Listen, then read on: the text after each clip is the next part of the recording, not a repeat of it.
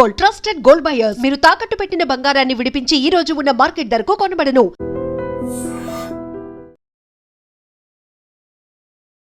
నమస్తే, నేను Kavitha. Welcome to I dream news and నిజాలు.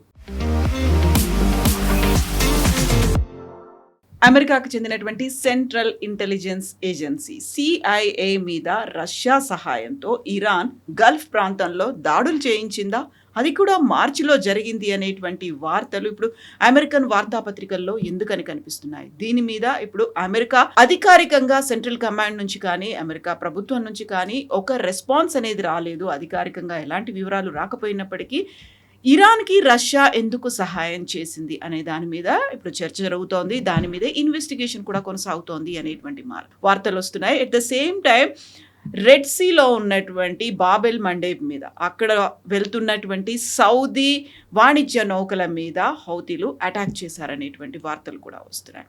ఓవరాల్గా ఇప్పుడు మళ్ళీ 2 జలసంధులకి సంబంధించి చర్చ ఎప్పుడు ఓపెన్ అవుతాయి. మనతో పాటుగా ఉన్నారు సీనియర్ జర్నలిస్ట్ సురేష్ కొచ్చతిల్ గారు. సార్ నమస్తే.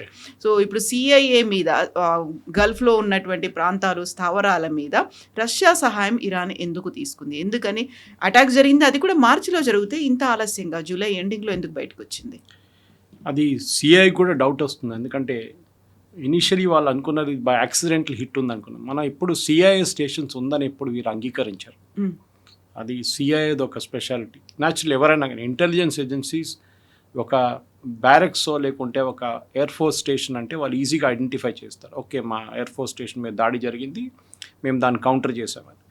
కానీ మా దగ్గర CIA స్టేషన్ ఉందని చెప్పి వాళ్ళు ఎప్పుడు అంగీకరించారు. అఫీషియల్గా బయటకంటే అన్ని వివరాలు బయటకు వచ్చినట్టే కదా. ఈవెన్ మనం కూడా ఉన్నది మా స్టేషన్స్ అన్ని ప్లేసెస్లో ఉన్నాయి, అన్ని దేశాల్లో ఉంటారు.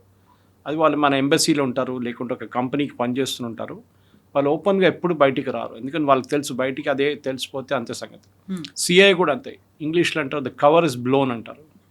ఒకసారి అది మన దగ్గర జరిగింది కూడా. బహుశా మీకు తెలుసుంటే కవిత గారు, హమీద్ అన్సారీ మన వైస్ ప్రెసిడెంట్ ఫారెన్ అఫేర్స్లో ఉన్నప్పుడు ఆయన అంబాసిడర్గా వెస్ట్ ఏషియన్ కంట్రీస్లో పనిచేశారు. ఆ టైంలో ఆయన మన కొంతమంది రా ఏజెంట్స్ని ఎక్స్పోజ్ చేశారు. వీళ్ళు ఇండియన్ రా ఏజెంట్స్ అని చెప్తే ఇరాన్లో అండ్ ఐ థింక్ సౌదీ అరేబియాలో కూడా వాళ్ళు పట్టుకొని ఎగ్జిక్యూట్ చేసేసారు ఇండియన్స్.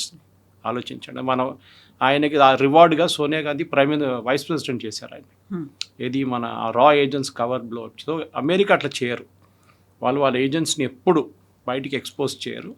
బహుశా అదే కారణం ఉండొచ్చు మార్చిలో జరిగిన దాడికి ఇప్పుడు రిప్లై ఇస్తున్నారు. ఎందుకంటే మనం చూస్తాం ఈ CIA స్టేషన్స్ ఎందుకు ఉంటుంది. CIA స్టేషన్ ఎప్పుడు కోవర్ట్ ఆపరేషన్స్ అంటాం మనం. అంటే అక్కడ ఉన్న కొంతమంది రెబెల్స్కి డబ్బులు ఇవ్వడము, ఆయుధాలు ఇవ్వడము, ఇదంతా రెగ్యులర్ ఆర్మీ చేయరు, CIA చేస్తారు. వాళ్ళతోని కాంట్రాక్టర్స్ ఉంటారు, రెగ్యులర్ ఆర్మీ కాదు, కాంట్రాక్టర్స్. ఈ contractors usually retired arm forces personnel ఉంటారు, US ఆర్మ్ ఫోర్సెస్ పర్సనల్. కొంతమంది ఈవెన్ UK నుంచి యూరోప్ నుంచి ఉన్న వాళ్ళు కూడా పనిచేస్తారు డబ్బుల కోసం. సో CIA స్టేషన్స్ మిడిల్ ఈస్ట్లో సౌదీలో ఒకటి దాడి చేశారు ఇరాన్, ఇంకోటి ఇరాక్లో. ఇది ఉందని చాలా తక్కువ మందికి తెలుసు. అండ్ డెఫినెట్లీ దీంట్లో రష్యా చేయి ఉంది, ఎందుకంటే రష్యాకి తెలుసు ఎక్కడుంది వీళ్ళ అసెట్స్ అని చెప్పి కరెక్ట్గా కోఆర్డినేట్స్ ఇచ్చారు. ఆ కోఆర్డినేట్స్ మీద ఇరాన్ కొట్టారు. ఇది ఇప్పుడు కాదు, 40 రోజుల యుద్ధం జరిగిన టైంలో అప్పుడు first part of it February 28 నుంచి అబౌట్ March 10th 12th దాకా జరిగిన ఆ యుద్ధం, ఆ టైంలో ఇది బయటకు వచ్చిందనమాట. కానీ దాని డీటెయిల్స్ ఇప్పుడు వస్తుంది బయటికి. సో రష్యా మీద న్యాచురల్ ఆరోపణ వస్తుంది, ఎందుకంటే రష్యాకి ఒక ఇంట్రెస్ట్ ఉంది. రష్యా మీద దాడి చేస్తుంది యూరోప్ నుంచి, ఎస్పెషల్లీ యుక్రెయిన్ నుంచి. దానికి US సహాయం చేస్తున్నారు, ఆయుధాలు ఇస్తున్నారు, ఎస్పెషల్లీ పేట్రియట్ మిసైల్స్ ఇస్తున్నారు. అది కాకుండా మిగతా డ్రోన్స్ కూడా ఇస్తున్నారు. ఇది డైరెక్ట్గా అమెరికా అమ్మట్లేదు యుక్రెయిన్కి యాజ్ అ పాలసీ. బైడెన్ టైంలో డైరెక్ట్ అమ్మారు, కానీ ఈవెన్ గ్రాంట్గా ఇచ్చారు యాజ్ అ లోన్ కాకుండా. కానీ ప్రెసిడెంట్ ట్రంప్ వచ్చిన తర్వాత అన్నారు, నువ్వు ఫ్రీగా ఇచ్చే బిజినెస్ బంద్ అయిపోయింది, we will sell it to Europe అది అమ్మేసి ఆ డబ్బులు మాకు ఇస్తారు అని చెప్పారు. సో రష్యాకి న్యాచురల్లీ ఇప్పుడు జరుగుతున్న యుద్ధంలో లాస్ట్ ఒక 35-40 రోజుల్లో యుక్రెయిన్ చాలా మటుకు రష్యా మీద దాడి చేశారు. దాన్ని తిప్పికొట్టారు రష్యా మళ్ళీ. దాంతో ఏమైంది, యుక్రెయిన్లో ఉన్న వాళ్ళ డిఫెన్స్ మినిస్టర్ని లాస్ట్ వీక్ సాక్ చేశారు జెలెన్స్కీ. అక్కడ పెద్ద ఘర్షణ నడుస్తుంది, ఇప్పుడు ప్రొటెస్ట్ నడుస్తుంది. దట్ డిఫెన్స్ మినిస్టర్ చాలా పాపులర్ ఉన్న మనిషి. ఆయన సహాయంతోనే లాస్ట్ ఒక 2-3 నెలల్లో యుక్రెయిన్ చాలా మటుకు రష్యన్ టెరిటరీకి లోపల దూసుకెళ్లారు వాళ్ళు. కానీ ఇప్పుడు అది ఆగిపోయింది అక్కడే. రష్యా ఇప్పుడు రివర్స్ క్యూవ్ మీద కానీ మిగతా బ్లాక్ సీ దగ్గర ఉన్న మెయిన్ ఎక్స్పోర్ట్ హబ్ యుక్రెయిన్ది, ఆయిల్ ఎక్స్పోర్ట్ హబ్. అది కాకుండా వీట్ అండ్ వాళ్ళ దగ్గర ఉన్న మిగతా క్రాప్స్, సన్ఫ్లవర్ ఆయిల్ కావాల్సిన సన్ఫ్లవర్ అంతా అక్కడి నుంచి ఎక్స్పోర్ట్ చేస్తారు. దాని మీద దాడి జరుగుతుంది. సో రష్యాకి న్యాచురల్లీ కోపం ఉండే యూఎస్ మీద, మీరు ఎందుకు యుక్రెయిన్ సహాయం చేస్తున్నారు, we will do a quid pro quo. So దానికోసం కరెక్ట్గా టార్గెటింగ్ జరిగింది. ఇప్పుడు అదే చెప్తున్నారు, సిఐ ఫెసిలిటీస్ మీద కొట్టారు. ఈ రష్యన్ ఎన్హాన్స్ వర్షన్, ఇరాన్ దగ్గర ఒక మిసైల్ ఉండే, షహీద్ మిసైల్ అని చెప్పేసి, అదే మిసైల్ వీరు వాడతారు. రష్యా కూడా యుక్రెయిన్ వ్యతిరేకంగా వాడతారు వాళ్ళు. సో అది యాక్చువల్లీ ఏమంటారంటే ఎంబసీ లోపల వెళ్ళి it detonated but no deaths were reported. ఎంబసీని కొట్టారు, ఎంబసీలో ఉన్న సిఐ స్టేషన్ని కొట్టారు వాళ్ళు. So that is what they have done అన్నమాట. కానీ మాస్కో ఇప్పుడు కూడా ముందుకెళ్ళి ఇంకా సహాయం ఇరాన్ని చేయొచ్చు. బహుశా ఎప్పుడు దాకా యుక్రెయిన్ యుద్ధం ఆగదో రష్యా యుఎస్ మీద ఇండైరెక్ట్ అటాక్ చేయడం మొదలు పెడతారు. దాంతో యుఎస్ వెనక మళ్ళీ యుక్రెయిన్ బ్యాకింగ్ తగ్గిస్తారా, అది చూడాల్సిందన్నమాట. సో ఇప్పుడు ఇంత తీవ్ర స్థాయిలో యుద్ధం జరుగుతుంది అనుకున్నప్పుడు ఇరాన్ ఇలాంటి ప్రయత్నాలు చేస్తోంది అనేటువంటి ఒక మాటని ఇజ్రాయెల్ కూడా గతంలో చెప్పింది. స్వయంగా ట్రంప్ను లేపేసేటువంటి ప్రయత్నం, మీ మీదే హత్యాయత్నం జరగబోతోంది అనే మాట. ఆ తర్వాత ఇప్పుడు రష్యా సహాయం కూడా తీసుకుంది. అమెరికా అయితే దీన్ని ఒక సైలెంట్గా తీసుకోదు, లేదు ఓన్లీ వచ్చినటువంటి న్యూస్, కన్ఫర్మ్ న్యూస్ కాదు, అఫీషియల్ సోర్సెస్ నుంచి రాలేదు అనుకున్నప్పుడు కూడా ఒక చిన్న డౌట్ ఉంది అంటే చాలా సివియర్ యాక్షన్ అయితే ఉంటుంది కదా. డెఫినెట్గా సిఐ స్టేషన్ మీద దాడి చేయడం, సిఐ పర్సనల్ మీద దాడి చేయడం అని కొత్తది కాదు. మొన్న ఢాకాలో షేక్ హసీనాని అక్కడి నుంచి తొలగించిన టీంలో ఒక సిఐ ఆఫీసర్ ఆయన రూమ్లో చనిపోయిన స్టేట్లో దొరికారు. ఇన్ఫ్యాక్ట్ ఆయన్ని అక్కడ బాడీ పోస్ట్ మార్టం కూడా చేయకుండా డైరెక్ట్ అమెరికా తీసుకెళ్ళిపోయారు. ఒక ఐలాండ్లో ఉన్న పర్సన్. కరెక్ట్. సో ఈ వాజ్ కిల్డ్. దాని తర్వాత మొన్న ఇంకొక second CI officer also died in Dhaka. So ఈ సిఐ ఆఫీసర్స్కి లైఫ్ అంతే ఉంటుంది, ఎందుకంటే వాళ్ళకి మెడల్స్ రాదు, ఏం రాదు, వాళ్ళని ఐడెంటిఫై కూడా చేయరు. సేమ్ మన రా కూడా అంతే. ఇప్పుడు మన కుల్భూషణ్ జాదవ్ కేసు చెప్తుంటాం, కానీ ఈజ్ నాట్ ఎ రా ఏజెంట్. ఇప్పుడు రా ఏజెంట్ పేరు ఎప్పుడు బయటికి రాదు.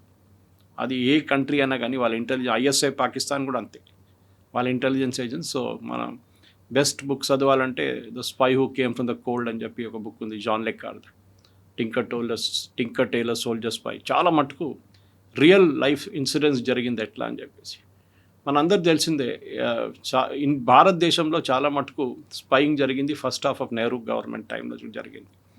I think it was Nikita Khrushchev's daughter, కూతురు రష్యా నుంచి పారిపోయి మన దేశానికి వచ్చి she worked in to the US embassy in Delhi.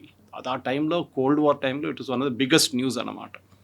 So ఆమె స్పైయా లేకుంటే ఇంకేమని చెప్పి డౌట్ వచ్చింది. మళ్ళీ దాని తర్వాత అమెరికా తీసుకెళ్ళిపోయారు ఆమెని. యుఏఈ ప్రిన్సెస్ ఒకరు వాళ్ళ దేశం నుంచి పారిపోయి వచ్చి భారతదేశంలో వచ్చింది ఆమె. బట్ మనం ఏం చేసామంటే రిటర్న్ చేసాం వాళ్ళని, which is not a correct thing to do, కానీ చేశారు. ఎందుకంటే మళ్ళీ మన రిలేషన్ యుఏఈతో స్పాయిల్ అవుతుంది. సో ఈ స్పై వర్సెస్ స్పై అనే గేమ్ చాలా పాతది, దీంట్లో ఎవరికి మెడల్స్ రావు. బహుశా భారతదేశంలో ఒకటే the only intelligence official who got a medal, Kirti Chakra, and that too an IPS officer was Ajit Doval, Congress హయాంలో. అది కూడా ఎందుకంటే ఆయన చేసిన 6 సంవత్సరాలు పాకిస్తాన్లో ఉన్నారు, 5 సంవత్సరాలు చైనాలో ఉన్నారు. ఆయన అక్కడ చేసిన ఎస్పినోజ్ వర్క్స్ కోసం ఆయన్ని రికగ్నైజ్ చేశారు కీర్తి చక్రతో. మనం ఇప్పుడు చూడాల్సింది ఏంటంటే ఇది ఎందుకు జరుగుతుంది, ఎందుకంటే ఇరాక్ అనేది ఇప్పుడు ఒక కొత్త ఫ్రాంటియర్గా మారిపోయింది. సౌదీ కూడా కొత్త, ఎప్పటి నుంచో సౌదీ యుఎస్ రిలేషన్షిప్ చాలా స్ట్రాంగ్ ఉండే, కానీ October 7 తర్వాత లాస్ట్ 3 సంవత్సరాల్లో సౌదీ అండ్ అమెరికా నడిమిట్లో ఒక డైవర్జెన్స్ వచ్చేసింది.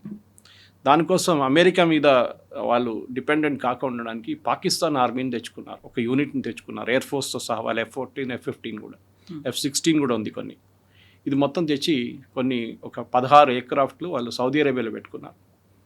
ఎందుకంటే అమెరికా సౌదీ అరేబియా దగ్గర నుంచి దూరంకి వెళ్ళిపోతుంది. కానీ లాస్ట్ ఇయర్ ప్రెసిడెంట్ ట్రంప్ వచ్చినప్పుడు MBS అండ్ ప్రెసిడెంట్ ట్రంప్ ఒక ఒప్పందానికి వచ్చారు న్యూక్లియర్ డీల్ మీద. ఇప్పుడు దాని మీద అమెరికాలో ఇవాళ నిన్న కూడా అండ్ రేపు కూడా చాలా పెద్ద చర్చలు నడవబోతుంది. ప్రెసిడెంట్ ట్రంప్ ఇనిషియలీ ఇచ్చిన అష్యూరెన్స్ కాదు, మనం మొన్న మాట్లాడాం దాని గురించి. ఇప్పుడు చూస్తే అది స్టోరీ అంతా మారిపోతుంది కంప్లీట్గా. ఓకే, దాంట్లో మన మెయిన్ రీజన్ మనం చెప్పాం, అబ్రహాం అకార్డ్స్ అప్లికబుల్ కాదు, సౌదీ అరేబియా అంగీకరించారు. కానీ ప్రెసిడెంట్ ట్రంప్ నిన్న మాట్లాడుతూ వాషింగ్టన్లో చాలా క్లియర్గా చెప్పారు, no, Saudi Arabia Abraham accord recognize చేయాల్సిందే, ఇజ్రాయెల్తోని నార్మలైజ్ చేస్తేనే ఈ న్యూక్లియర్ డీల్ సౌదీ అరేబియాకి వస్తుందని చెప్పేసి. బట్ ఒక చిన్న కండిషన్ పెట్టింది. మొన్నటిదాకా ఇలాంటి ఐఏఏ కండిషన్ ఇలాంటివి ఏం లేదు, ఒక ఫ్రీగా ఇచ్చేసింది గ్రీన్ సిగ్నల్ అనే మాట ఉంది. కరెక్ట్. ఇప్పుడు అది కాకుండా ఈ కెనాట్ ఎన్రిచ్ అన్నారు. మనం మాట్లాడినప్పుడు ఎన్రిచ్మెంట్ వాజ్ అలౌడ్ బియాండ్ 3.67% మీరు ఎన్రిచ్ చేసుకోవచ్చు అని చెప్పి ఫర్ 30 years. ఇప్పుడు అది కూడా లేదంట. సో యుఎస్ కాంగ్రెస్లో ఈ బిల్ని పాస్ చేయడానికి ప్రెసిడెంట్ ట్రంప్ 2-3 కండిషన్స్ ఇప్పుడు అంగీకరించారు. బహుశా దాంతో ఇది పాస్ అయిపోతుందని ఒక సస్పిషన్ ఉంది, కానీ కన్ఫర్మేషన్ లేదు. జరగవచ్చు. ఓకే, ఎందుకంటే ఈ 2 కండిషన్స్ చాలా ఇంపార్టెంట్. అమెరికాకు భయం ఏంటంటే సౌదీ అరేబియా పాకిస్తాన్ దగ్గర నుంచి న్యూక్లియర్ టెక్నాలజీ కొనవచ్చు. పాకిస్తాన్ దగ్గర డబ్బులు లేవు. పాకిస్తాన్ నార్త్ కొరియాకి న్యూక్లియర్ టెక్నాలజీ అమ్మారు. మనం మాట్లాడుతున్నాం కిమ్ జాంగ్ ఉన్ వాళ్ళ ఫాదర్ ఉన్నప్పుడు అమ్మారు అనమాట. ఇదే వాళ్ళ గేమ్ పాకిస్తాన్ సౌదీ అరేబియాతో ఆడతారు రేపు. సో ఇది సౌదీ అరేబియా దగ్గర ఒక న్యూక్లియర్ వెపన్ వెళ్ళిందంటే వెస్ట్ ఏషియాలో సీన్ మారిపోతుంది. ఎందుకంటే మళ్ళీ యుఏఈ అంటారు మాకు న్యూక్లియర్ ప్లాంట్ ఉంది కదా, మేము కూడా న్యూక్లియర్ వెపన్స్ రేపటి నుంచి తయారు చేసుకుంటామంటే then the entire region unstable అయిపోతుంది. ఆయిల్ కాదు నెక్స్ట్ న్యూక్లియర్ వార్ జరుగుతుంది అక్కడ అని చెప్పేసి. ఆల్రెడీ ఇరాన్ దగ్గర ప్యూరిటీస్ 60% దాకా వచ్చారు వాళ్ళు. ఇప్పుడు మనం నిన్నటి నుంచి 3 రోజుల ముందు నుంచి న్యూస్ వస్తుంది, వాళ్ళు సెంట్రిఫ్యూజ్ అండ్ యురేనియం ఫొర్దో నుంచి వాళ్ళు పికాక్స్ మౌంటైన్ అని చెప్పి ఒక మౌంటైన్, సో గ్రానైట్ మౌంటైన్ అది మన దగ్గర హైదరాబాద్లో ఒక 30 feet తవ్వితే మనకు ఆ గ్రానైట్ వస్తుంది. ఆ గ్రానైట్ లోపల వాళ్ళు కన్స్ట్రక్ట్ చేశారు. అది సో వండర్ యాక్చువల్. ఎట్లా చేస్తారు దాన్ని మీరు ఎంత పెద్ద B2 బాంబర్లు తీసుకొచ్చినా కూడా మీరు డెమాలిష్ చేయలేరు దాన్ని, పికాక్స్ మౌంటైన్ని. సో అక్కడికి వెళ్ళిపోయింది. ఇప్పుడు వాళ్ళు అక్కడ తీసుకెళ్ళి పెట్టుకున్నారని. ఇరాన్ మిసైల్ తయారు చేసుకున్నప్పుడు మన ట్రంప్ ఒక డైలాగ్ కొట్టారు. దానికేంటి వాళ్ళ దగ్గర మిసైల్ ఉంటే ఏమవుతుంది, యుఏఈ దగ్గర మిసైల్స్ ఉంది కదా, సౌదీ దగ్గర మిసైల్స్ ఉంది కదా, వాళ్ళు కూడా పెట్టుకొనియండి అన్నారు. ఇప్పుడు సరే ఇరాన్ దగ్గర న్యూక్లియర్ వెపన్ ఉంది కదా, సౌదీ అరేబియా కూడా వెపన్ పెట్టుకుంటారు, ఏం ప్రాబ్లం అంటారు. ఇప్పుడు అది జరగబోతుంది. ఇప్పుడు కాదు, ఒక 10-15 సంవత్సరాల తర్వాత అది జరుగుతుంది. కానీ ఇప్పుడున్న పరిస్థితుల్లో డెఫినెట్లీ ట్రంప్ చాలా క్లియర్గా చెప్పారు, Saudi Arabia has to recognise Israel. ఇది జరిగితే, ఎందుకంటే already UAE and Bahrain plus Oman ఈ దేశాలు అంగీకరించి అందరికన్నా క్లోజ్ రిలేషన్షిప్ ఇజ్రాయెల్తో ఉన్నది యుఏఈకి. Not just in West Asia, Somaliland ఆఫ్రికాలో, ఏది రెడ్ సీ పక్కన ఉన్న సోమాలీల్యాండ్, ఇప్పుడు జరుగుతున్న బాబల్ మందేబ్ నుంచి కొంచెం ముందుకెళ్తూ సూయజ్ కెనాల్ వైపు వెళ్ళేటప్పుడు అక్కడ స్వాజిలాండ్, అప్పుడు సోమాలీల్యాండ్ని రికగ్నైజ్ చేసింది ఇజ్రాయెల్, ద ఓన్లీ కంట్రీ. అక్కడ యుఏఈ ఉన్నారు. ఆలోచించే యుఏఈ ఇక్కడ ఉంటే అది వాళ్ళు అక్కడికి వెళ్ళారు ఇప్పుడు. సో దిస్ చాలా క్లియర్గా వీళ్ళు ఎక్స్పాన్షన్ జరుపుతున్నారు వీళ్ళందరూ అరబ్ నేషన్స్. దాంట్లో సౌదీ అరేబియా కూడా MBSకి చాలా క్లియర్గా ఒక ఎయిమ్ ఉంది, దట్ ఆఫ్రికాలో మేము కొంచెం ఒక 2-3 స్టేషన్ సౌదీ అరేబియాది ఉండాలని చెప్పి ఆయనకు ఉందన్నమాట.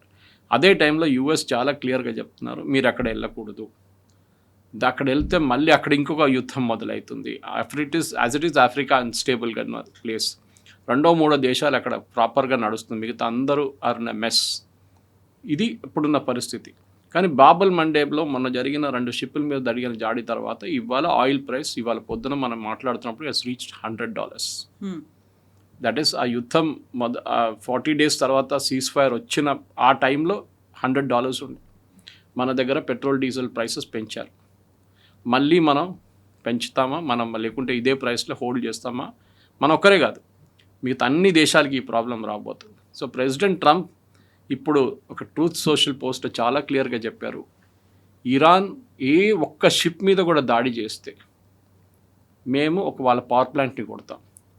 దట్ టు తెహరాన్ పక్కన ఉన్న ఒక పవర్ ప్లాంట్ ఉంది which supplies 40% of the power to Iranian capital, మేము దాన్ని కొడతాం. కానీ దాని దగ్గరే ఇంకొక పవర్ ప్లాంట్ ఉంది, ఒక న్యూక్లియర్ పవర్ ప్లాంట్ ఉంది, బుషేర్. దాని మీద దాడి చేయడం I don't think it will happen. ఎందుకంటే న్యూక్లియర్ పవర్ ప్లాంట్ దాడి చేయడం అంత ఈజీ కాదు. ఏదైనా డ్యామేజ్ జరిగితే మొత్తం ఏరియా ఇంపాక్ట్ అవుతుంది, ఒక 1000 kilometers దాకా దాని ఇంపాక్ట్ ఉంటుంది. సో బహుశా అది జరగదు. కానీ ఇప్పుడు లేటెస్ట్ ట్రూత్ సోషల్ పోస్ట్లో ట్రంప్ ఇది పోస్ట్ చేశారనమాట. సో ఇరాన్ దాడులు చేస్తే మేము పవర్ ప్లాంట్లను కొడతాము అని అమెరికా చెప్పినప్పటికీ ఇప్పుడు ఇరాన్ దాడులు చేయట్లేదు, హౌతీ దాడులు చేస్తుంది. అది కూడా రెడ్ సీలో సౌదీ వాణిజ్య నౌకల మీద దాడులు చేస్తుంది. ఇప్పుడు సౌదీ మీద ఎందుకు పడింది? ఒక రకంగా సాఫ్ట్ కార్నర్ ఉంది అమెరికాకి సౌదీ అరేబియా అంటే, ఆ ఫీల్ ఉంది. ఇప్పుడు సడన్గా మళ్ళీ కొత్త కండిషన్లు పెట్టారు 30 ఏళ్ల పాటు యురేనియం ప్లాంట్ కోసం. అదే సౌదీ అరేబియా నౌకల మీద రెడ్ సీలో హౌతీలు అటాక్ చేస్తూ ఉన్నారు. సో ఈ సిచ్యువేషన్లో మళ్ళీ అమెరికా ఎలా రియాక్ట్ అవుతుంది? సాఫ్ట్గా ఉంటుందా, హార్ష్గా రియాక్ట్ అవుతుందా? అంటే ఇప్పుడు అమెరికా చెప్పిన షిప్ని అటాక్ చేశారని చెప్పి దానికి క్లారిటీ ఇవ్వలేదు వాళ్ళు. షిప్ ఎక్కడ? గల్ఫ్ ఆఫ్ ఒమాన్లోనో, స్ట్రెయిట్ ఆఫ్ హార్మూజ్లోనో, బాబల్ మాందేవ్లోనో, రెడ్ సీలోనో ఎక్కడ అటాక్ చేస్తే అమెరికా అటాక్ చేస్తారని, అది కూడా ఇరాన్ అని చెప్పారు. వాళ్ళ హూతీస్, హెజ్బుల్లా, హమాస్ కాదు. హమాస్ దగ్గర, హెజ్బుల్లా దగ్గర షిప్ మీద అటాక్ చేయడానికి ఉన్న టెక్నాలజీ వాళ్ళ దగ్గర లేదు, which is there with Houthis. Technology ఏం లేదు, బేసిక్ డ్రోన్ అండ్ మిసైల్ అంతే. కానీ ఇప్పుడు బహుశా ఆ పని సౌదీ అరేబియా మీద ఇడ్చేస్తారు. కానీ కవిత గారు ఇక్కడ ఇంట్రెస్టింగ్ ఏంటంటే ఒక పొజిషన్ ఏంటంటే, వాట్ ఈస్ పాకిస్తాన్ డూయింగ్? ఎందుకంటే మీకు గుర్తుంటుంది, పాకిస్తాన్ సౌదీ అరేబియాతోనే ఒక డిఫెన్స్ ఒప్పందం చేశారు. యాక్చువల్లీ రిన్యూ చేశారు, అది పాత ఒప్పందం రిన్యూ చేశారు. దాంట్లో క్లియర్గా చెప్పారు, సౌదీ అరేబియా మీద ఎవరైనా దాడి చేస్తే పాకిస్తాన్ వాళ్ళ మీద దాడి చేస్తారు. ఇప్పుడు మనం చూడాల్సిందంటే, హూతీలు సౌదీ అరేబియన్ అసెట్స్ మీద కొడుతున్నారు, ల్యాండ్ అసెట్స్ కాదు, సీ అసెట్స్ మీద. పాకిస్తాన్ అటాక్ చేస్తారా లేదా? ఎందుకంటే పాకిస్తాన్ ఎయిర్ ఫోర్స్, ఇప్పుడే చెప్పాను చూడండి, పాకిస్తాన్ ఎయిర్ ఫోర్స్ జెట్స్ అక్కడ ఉంది, 4,000 మంది సోల్జర్స్ అక్కడ ఉన్నారు. పాకిస్తాన్ ఇప్పుడు ఏం చేస్తారు? Will they walk the talk, లేకుండా ఒప్పందం ఒట్టే పేపర్లోనే ఉండిపోయిందా? ఇదొకటి మనం చూడాల్సి. ఎందుకంటే సౌదీ అరేబియా చాలా కేర్ఫుల్గా ఉన్నారు కవిత గారు. మీరు చూస్తే సౌదీ ఇప్పుడు దాకా వాళ్ళు వాళ్ళ షిప్ మీద దాడి చేసిన తర్వాత ఒక స్టేట్మెంట్ ఆఫ్ కండమ్నేషన్ కూడా చేయట్లేదు ఇరాన్ మీద ఆర్ హూతీస్ మీద. ఈ హూతీలతోని లాస్ట్ 4 సంవత్సరాల్లో ఒక సీజ్ ఫైర్ నడుస్తుంది సౌదీ అరేబియాతో, అది ఇప్పుడు కూడా ఉంది. కానీ ఈ 2 అటాక్స్ తర్వాత ఆ సీజ్ ఫైర్ ఉందా లేదా అనేది బహుశా ఇంకా నెక్స్ట్ 2 to 3 డేస్లో తెలిసిపోతుంది. సౌదీ అరేబియా తిప్పి కొడితే హూతీలని, అప్పుడు మనకి స్టోరీ మారిపోతుంది. బార్బల్ మండేబ్లో ఆయిల్ 110 కూడా వెళ్ళొచ్చు. కానీ చేయకుంటే, క్వైట్గా ఉంటే సౌదీ అరేబియాకి ప్రాబ్లం. ఎందుకంటే Saudi east west pipe line మనకు తెలిసింది, is the main pipe line వాళ్ళకి. ఇప్పుడు స్ట్రెయిట్ ఆఫ్ హార్మూజ్ పనిచేయట్లేదు. So east west pipe line నుంచి ప్రతిరోజు 4 మిలియన్ బ్యారెల్స్ వాళ్ళు ట్రాన్స్మిట్ చేస్తున్నారు, ఫ్లో చేస్తున్నారు. అది యాన్బూ పోర్ట్ వచ్చి అక్కడి నుంచి షిప్స్ తీసుకెళ్తున్నారు. దాంట్లో 2 షిప్పుల మీద దాడి జరిగింది. దాంట్లో ఒక షిప్ ఇండియాకి వస్తుండే యాక్చువల్లీ. ఆ షిప్ మీద దాడి, they are both owned by Saudi Arabia. Saudi Arabia government ships అవి. సో ఇప్పుడు దాంతోనే ఒక కొత్త సిచ్యువేషన్ మారిపోయింది. ఇప్పుడు ఇరాన్ దాడి చేయట్లేదు సౌదీ అరేబియా మీద, హూతీలు దాడి చేస్తున్నారు. సో ఇప్పుడు సౌదీ అరేబియా మళ్ళీ చేస్తారా? ఎందుకంటే కువైత్, బహ్రెయిన్, ఖత్తర్ రెగ్యులర్గా అటాక్ చేస్తున్నారు ఇరాన్. కానీ ఇప్పుడు కొత్త సిచ్యువేషన్ ఇది ఇట్లా మారిపోయింది అనమాట. కానీ అమెరికా ఇచ్చిన వార్నింగ్తోని స్ట్రెయిట్ ఆఫ్ హార్మూజ్లో మీరు ఒక్క షిప్ మీద కూడా దాడి చేస్తే మేము మీ పవర్ ప్లాంట్లో కొట్టేస్తాం. That is going to be big danger. ఎందుకంటే మళ్ళీ ఇరాన్ ఏం చేస్తారు? Kuwait, Bahrain, Qatar, Iraq and even Oman కావాలంటే వాళ్ళ పవర్ ప్లాంట్ మీద దాడి చేస్తారు. That will be a terrible situation. ఎందుకంటే చైన్ రియాక్షన్లా ఉంటుంది.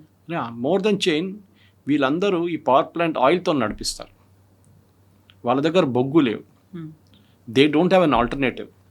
ఈ పవర్ ప్లాంట్ని కొట్టామనుకోండి, వాళ్ళ దగ్గర ఇంకొక ప్లేస్ నుంచి పవర్ తెచ్చుకోవడానికి వాళ్ళ ఫెసిలిటీ కూడా లేదు, వాళ్ళ అంత గ్రిడ్ లేదు వాళ్ళ దగ్గర ఓన్లీ ఆయిల్ మీద డిపెండ్ అవుతుంది. ఆయిల్ పైప్ లైన్స్ కొట్టారనుకోండి ఇరాన్, మళ్ళీ మొత్తం కంప్లీట్ ఆ సీక్వెన్స్ పోతుంది, వీళ్ళ దగ్గర ఆయిల్ ఉండదు వీళ్ళ దగ్గర.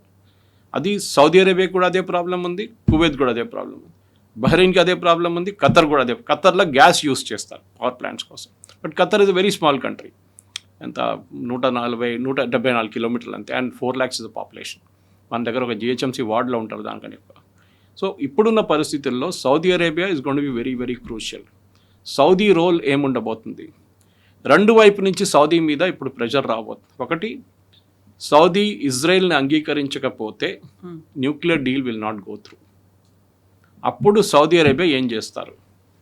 మళ్ళీ రష్యా వైపుకి వెళ్తారు. ఎందుకంటే దీనికన్నా ముందు కూడా వాళ్ళు థ్రెటన్ చేశారు, అమెరికా ఇవ్వకపోతే we will go to Russia. కానీ రష్యా దగ్గర మనం మాట్లాడాం టయోటా కార్ కాన్సెప్ట్. ఇప్పుడు ఇరాక్లో అదే నడుస్తుంది, ఇరాన్లో కూడా అదే నడుస్తుంది. They are saying same thing. Russia అంటున్నారు, మీరు అమెరికాతో ఉంటే మీకు మేము న్యూక్లియర్ ఫ్యూయల్ ఇవ్వము, యూ డిసైడ్. ఇరాక్ చెప్పేశారు. ఇరాక్లో కూడా ఒక ప్లాంట్ ఉంది, రష్యన్ ప్లాంట్, అండ్ ఇరాన్లో కూడా ఒకటి ఉంది. ఇరాన్ నో ప్రాబ్లం, వాళ్ళు సప్లై చేస్తారు. కానీ ఇప్పుడు జరగబోయేది మోస్ట్ ఇంట్రెస్టింగ్ ఈ సౌదీ అరేబియా. అమెరికా వాళ్ళ టెక్నాలజీ ఇవ్వకపోతే డెఫినెట్గా సౌదీ అరేబియా రష్యా దగ్గర వెళ్తారు, లేకుంటే ఈవెన్ చైనా దగ్గర వెళ్ళొచ్చు. కానీ చేయరు, ఎందుకంటే లాంగ్ టర్మ్ చూస్తే సౌదీ అరేబియాకి చాలా మట్టుకు అమెరికా మీద విశ్వాసం ఉంది. They don't trust Russia as much. ఎందుకంటే పుటిన్ ఆయన వార్ స్ట్రాటజీ సపరేట్. మీరు కోల్డ్ వార్ టైం నుంచి చూస్తే దాని తర్వాత ఆఫ్ఘనిస్తాన్ యుద్ధం మొదలైనప్పుడు first when Soviets occupied Afghanistan, అప్పుడు అక్కడున్న ముజాహిదీన్ సపోర్ట్ చేసిన డబ్బులు ఇచ్చింది సౌదీ అరేబియా, ఆయుధాలు ఇచ్చారు యుఎస్, ట్రైనింగ్ ఇచ్చారు పాకిస్తాన్. తర్వాత ముజాహిదీన్ అల్ఖైదాగా మారిపోయారు, ఐసిస్గా మారిపోయారు. దాని నుంచి జరిగిన ప్రాబ్లం మనకు తెలుసు. ఇప్పుడు అది తెహ్రీకే తాలిబాన్గా మారిపోయారు. సో సౌదీ అరేబియాకి మెయిన్ రీజన్ ఏంటంటే, ఒకటి వాళ్ళు ఇస్లామిక్ వరల్డ్లో ఒక లీడర్షిప్ పొజిషన్ చూసుకుంటానికి ట్రై చేస్తున్నారు. కానీ మొహమ్మద్ బిన్ సల్మాన్ లాస్ట్ ఒక వారం 10 రోజుల నుంచి రియాక్ట్ కావట్లేదు ఎక్కువ. రీజన్ అర్థం కావట్లేదు ఎందుకో. ఆయన యూజువలీ చాలా అగ్రెసివ్ ఉంటారు మనిషి. మనకు తెలిసిందే, వాళ్ళు ఒక డిసిడెంట్ ఉండే, ఒక డిసిడెంట్ డిప్లొమాట్ని, వాళ్ళు ఒక ఆథర్ని, ఒక I think it is in Paris వాళ్ళ ఎంబసీలో చంపేశారు. ఈ చాలా మటుకు వీళ్ళ దగ్గర ఉంది. Saudi Arabia is very ruthless. కానీ ఇరాన్తో ఇంత సాఫ్ట్గా ఎందుకున్నారు? భయపడుతున్నారా? Or they waiting for Pakistan or America to do the rest? అది మనం చూడాల్సి. ఎందుకంటే ఇప్పుడున్న పరిస్థితుల్లో మనం చాలా మటుకు చూస్తే ఈ 4-year ట్రూస్ బ్రేక్ అవుతుందని అందరికి డౌట్ ఉంది. ఈ సీజ్ ఫైర్ బ్రేక్ అయితే దెన్ హూతీలు సౌదీ అన్నిట్లో మళ్ళీ పాత టైం లాగానే మళ్ళీ యుద్ధాలు మొదలవుతాయి, వాళ్ళు మిసైల్స్ మొదలవుతాయి. ఎందుకంటే మనం చూసాం స్ట్రెయిట్ ఆఫ్ హార్మోస్ నుంచి ప్రతిరోజు 20 million barrels ఆయిల్ బయటకు వెళ్తుండే. That is almost 1/5 of the world supply. ఇప్పుడు బాబుల్ బంద్ అయిపోయింది అనుకోండి, ఇంకొక 4 million barrels పోతుంది. So 24 million barrels per day will be lost, which will be easily ఒక 30 to 40% of the world supply. దానికోసం చూడండి, నిన్నదాకా 86లో ఉన్న ఆయిల్ 86-88లో ఉన్న సడన్గా బాబుల్ మందబ్ క్లోజ్ అని చెప్పగానే 100కి వెళ్ళిపోయింది. So this is bad news అన్నమాట మనలాంటి దేశాలకి, ఈవెన్ మోస్ట్ నేషన్స్కి, ఈవెన్ యూరోప్ కూడా ప్రాబ్లం అవుతుంది. ఎందుకంటే యూరోప్లో ఇప్పుడు వింటర్ స్టోరేజ్ మొదలవుతుంది. వాళ్ళకి వింటర్ కోసం కావాల్సిన ఆయిల్ కానీ వాళ్ళని ఇదంతా వాళ్ళు స్టోర్ చేసుకుంటారు ఇప్పుడు. కానీ ఇప్పుడు అది రావట్లేదు వాళ్ళకి, ఎందుకంటే రష్యన్ గ్యాస్ వాళ్ళు ఆల్రెడీ నిరాకరించారు. నార్డ్ పైప్ లైన్ మీద ఒక దాడి జరిగింది, అది యూక్రెయిన్ చేపించారు. ఇప్పుడు Europe is in a very very delicate position. వాళ్ళకి నెక్స్ట్ వింటర్ తట్టుకోవాలంటే వాళ్ళకి గ్యాస్ కావాల్సింది. అది రష్యా దగ్గర తీసుకుంటారా, మళ్ళీ యూఎస్ పర్మిషన్ తీసుకొని, ఆర్ సౌదీ అరేబియన్ ఆయిల్ తీసుకుంటారా, మనం చూడాల్సింది. ఇప్పుడు అది జరగబోతుంది. Next 10 to 15 days will be very crucial for energy scene in Europe. Like next till January 2027 are even February 2027 దాకా యూరోప్కి చాలా పెద్ద ఒక ప్రాబ్లంగా మారిపోతుంది. ఇప్పటికే $100కి చేరుకుంది క్రూడ్ ఆయిల్ అని అనుకున్నప్పుడు, సౌదీ మీద అటాక్స్ చేసిన తర్వాత బాబెల్ మండేప్ మీద కూడా అక్కడ మేము క్లోజ్ చేస్తామని చెప్పిన తర్వాత, మనకేమో సౌదీ అరేబియా చాలా క్లోజ్ ఫ్రెండ్షిప్ అనేది ఉంది. ఆ తర్వాత వాళ్ళ ప్రిన్స్తో కూడా మన వాళ్ళు చర్చలు జరుపుతున్నారు, మోదీ కూడా వాళ్ళతో డీల్స్ ఇవన్నీ పెట్టుకున్న తర్వాత, అట్లీస్ట్ ఫర్ సౌదీ సేక్ దానికోసమైనా మనం ముందుకు వస్తామా, వాళ్ళతో మాట్లాడతామా, ఇలాంటి అటాక్స్ జరగకుండా చూడాలని. ఇప్పటిదాకా ఇరాన్ మీద జరిగింది, లేకుంటే హర్ముజ్ జలసంధి మీద జరుగుతున్న దానికి మనం డైరెక్ట్గా ఎప్పుడు మాట్లాడలేదు, లేకుంటే ఇంటర్వ్యూని అవ్వాల్సిన అవసరం రాలేదు. అప్పటిదాకా అలాంటి పరిస్థితుల్లో లేము మనం. కనీసం ఇప్పటికైనా, ఎందుకంటే ఇప్పటికీ $100, ఆ తర్వాత మళ్ళీ పెరుగుతుంది అనుకున్నప్పుడు ఆల్మోస్ట్ అక్కడ 20%, ఇక్కడ 12%, 32% మీద ఎఫెక్ట్ పడుతుంది అనుకుంటే, ఇప్పుడైనా ముందుకు వస్తారా, మాట్లాడతారా? మనం మాట్లాడడానికి దీంట్లో సీన్ లేదు. గొడవ ఇరాన్కి యుఎస్కి, అండ్ యుఎస్ ప్రాక్సీస్ ఎవరెవరు ఉన్నారో గల్ఫ్లో, Kuwait, Bahrain specially, and Qatar, వీళ్ళ మీద దాడి చేస్తున్నారు. ఈవెన్ ఇరాక్లో కూడా. అది ఇరాన్ చాలా క్లియర్ అన్నమాట, మీరు మా మీద దాడి చేస్తే మేము వాళ్ళ మీద దాడి చేస్తాం. మేము యుఎస్ మీద దాడి చేయలేము, ఈవెన్ వాళ్ళ షిప్స్ మీద కూడా దాడి చేయలేము, ఎందుకంటే then it will become very serious. ఇటువైపు ప్రాబ్లం ఏంటంటే సౌదీ అరేబియా హూతీల నడిమిట్లో నడుస్తున్న ప్రాబ్లం. అండ్ సౌదీస్ చాలా క్లియర్గా దీనికన్నా ముందు కూడా చెప్పారు. అమెరికా కొన్ని సంవత్సరాల ముందు ఈ హూతీ ప్రాబ్లం వచ్చినప్పుడు మేము వీల్ ఫినిష్ దమ్ ఆఫ్ అంటే సౌదీ ఎస్ అన్నారు. మీకు గుర్తుంటుంది, అప్పుడు ఇజ్రాయెల్ అండ్ యుఎస్ కలిసి బాంబ్ చేశారు హూతీల మీద, and that was a devastating hit.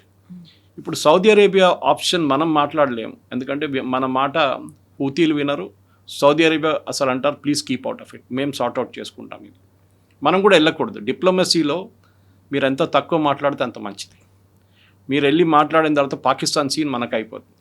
Pakistan దళాలు పని చేశారు చూడండి, ఈ మెమరాండమ్ ఆఫ్ అండర్స్టాండింగ్. ఇప్పుడు యూఎస్ కాంగ్రెస్లో పాకిస్తాన్ తిడుతున్నారు US congress men, saying that it entire scene mess up చేసింది పాకిస్తాన్ అని చెప్పేసి.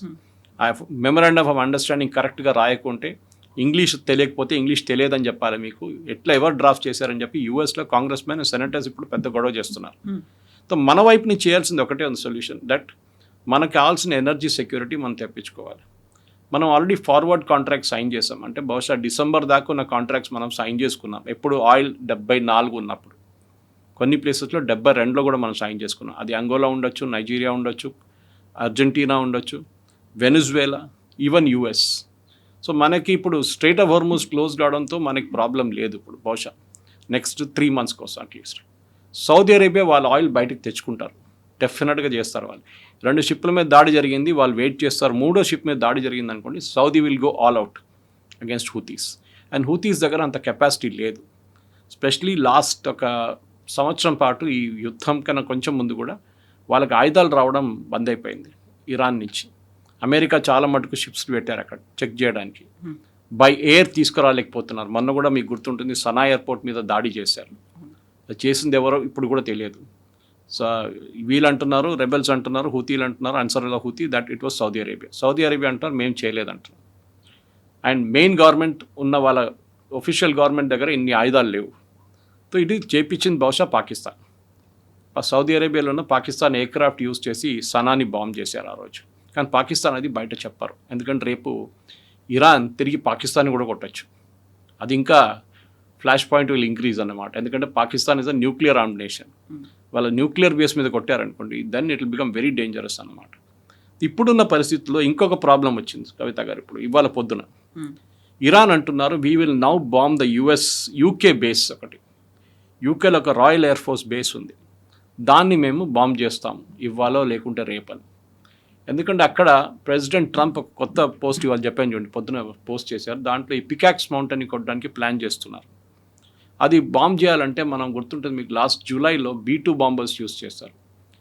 వెరస్ ఈ పర్టికులర్ బేస్లో B-1 బాంబర్స్ ఉన్నాయి. అది అక్కడి నుంచి టేక్ ఆఫ్ చేసి ఇరాన్ని కొట్టడానికి ఉన్న డిస్టెన్స్ వాళ్ళకి సరిపోతుంది. అఫ్కోర్స్ రీఫ్యూయల్ చేయాల్సి వస్తుంది అక్కడ మిట్లా 2-3 సార్లు. ఈ B-1 బాంబర్స్ తీసుకొచ్చి మెయిన్ బేస్ ఇది. దీనికన్నా ముందు కూడా మీకు గుర్తుంటుంది, ఆ 40-day వార్ టైంలో February 28 తర్వాత జరిగిన 40 రోజుల్లో ఒక్కసారి ఆ బేస్ మీద దాడి చేశారు వాళ్ళు. సైప్రస్ బేస్ మీద కూడా దాడి చేశారు ఇరాన్. అంటే వాళ్ళ రేంజ్ ఆలోచించండి, they are going beyond 1500 kilometers. మనం యుద్ధం మొదలైన కన్నా దానికన్నా ముందు ఒక అనాలిసిస్ ఏముందంటే, ఇరాన్ దగ్గర ఉన్న missiles maximum distance is about 1000 కన్నా తక్కువ. ఇప్పుడు మన దగ్గర అగ్ని ఉంది చూడండి, అగ్ని వేరియస్ స్టేజెస్ ఉంది, 1, 2, 3, 4, 5, and third one can go to 3500 kilometers and beyond. మనం చైనా కొట్టచ్చు కావాలంటే, ఐ మీన్ హైపోథెటికలీ రష్యా దాకా వెళ్ళొచ్చు, మన రేంజ్ అంత ఉందన్నమాట. కానీ ఇరాన్ దగ్గర అంత రేంజ్ లేదు. వాళ్ళ బ్యాలిస్టిక్ మిసైల్స్ ఉంది కానీ, అండ్ క్రూజ్ మిసైల్స్ ఉంది కానీ, వాళ్ళ దగ్గర అంత ఇంటర్కాంటినెంటల్ ICBMs వాళ్ళ దగ్గర లేదు. మన దగ్గర ఉంది, ఇజ్రాయెల్ దగ్గర ఉంది, US దగ్గర ఉంది, రష్యా దగ్గర ఉంది, ఈవెన్ చైనా హ్యాస్ ఇట్. ఒక 5-6 దేశాల దగ్గర ఈ టెక్నాలజీ ఉందన్నమాట. నార్త్ కొరియా ఉంది అంటారు అప్పుడప్పుడు, కానీ వీ రియలీ డోంట్ నో, వాళ్ళు టెస్ట్ చేయలేదు అంతా ఇప్పుడు దాకా. సో ఇప్పుడు ఈ RAF బేస్ మీద దాడి చేస్తే దెన్ గేమ్ మారిపోతుంది. కానీ ఇప్పుడు కొత్త బ్రిటిష్ ప్రైమ్ మినిస్టర్ ఏమంటున్నారంటే, ఈ B-1 బాంబర్స్ వాళ్ళు ముందు కూడా అదే చెప్పారు, ఈవెన్ జాక్ స్టామర్ ఉన్నప్పుడు కూడా ఇదే చెప్పారు, that we will not use it for offensive purpose, defensive పర్పస్కే వాడుకుంటామని. ఇది చాలా ఒక థిన్ లైన్ కవిత గారు. ఒఫెన్సివ్ ఏంటి, డిఫెన్సివ్ ఏంటి? ఎయిర్క్రాఫ్ట్ అంటే ఎప్పుడు ఒఫెన్సివ్ ఉంటుంది, డిఫెన్సివ్ అంటే మీ మీద దాడి చేశారు, మా మీద దాడి చేస్తారు, మేము మీ మీద దాడి చేస్తున్నాం, దట్ ఈస్ డిఫెన్సివ్ పాస్చర్. కానీ ఇప్పుడు ఇరాన్ న్యూక్లియర్ ఫెసిలిటీస్ మీద కొట్టడం అనేది ఇట్స్ ప్యూర్లీ ఒఫెన్సివ్. అండ్ దాన్ని మనం వీళ్ళు ఆర్డినరీ F-35 తీసుకొచ్చి ఏం చేయలేరు. వాళ్ళకి కావాల్సింది B-1 బాంబర్స్, హెవీ మిసైల్స్ ఉంటుంది, 500 కిలోలు, 1000 కిలోలు, 1500 కిలోలు వెయిట్ ఉన్న మిసైల్స్ ఉంటుంది. దాన్ని బంకర్ బస్టర్ అంటారు. ఆ దాన్ని కొట్టాలంటే అదే యూజ్ చేయాలన్నమాట. సో బహుశా ఇప్పుడు నెక్స్ట్ 2-3 డేస్లో అది జరగవచ్చు.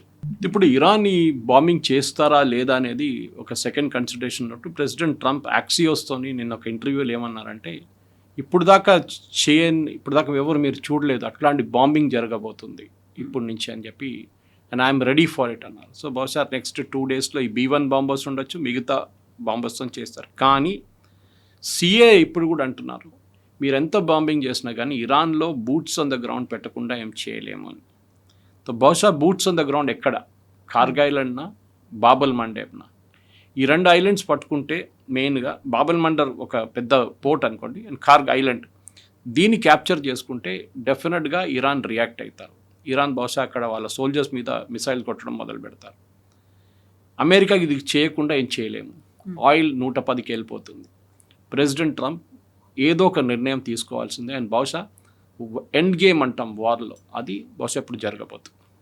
Yes, sir. Thank you, sir. Thank you very much.